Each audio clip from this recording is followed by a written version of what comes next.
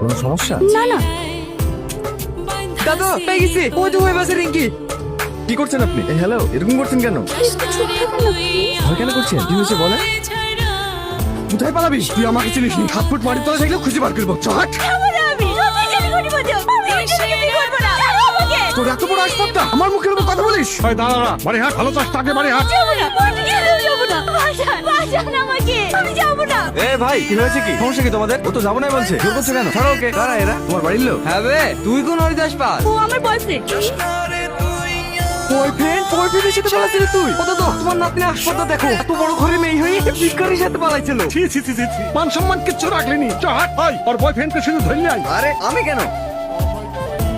দাদু পুলিশকে ফোন করছো? হ্যাঁ। দাদু পুলিশকে ফোন করো না দাদু, আমি মিথ্যা কথা বলেছি। আমি ওকে ভালোবাসিনি দাদু, আমি ওকে ভালোবাসিনি। চুপ কর, তোকে বাঁচানোর জন্য এখন নাটক করছি। বাড়ি চ, তোর চামড়া তুলবো। একটু বাদ দিয়ে বলবে চিনি নি। হ্যাঁ, আমার কথাটা একটু শুনেন। এই, তুই চুপ কর, একটা কথা বলবি নি।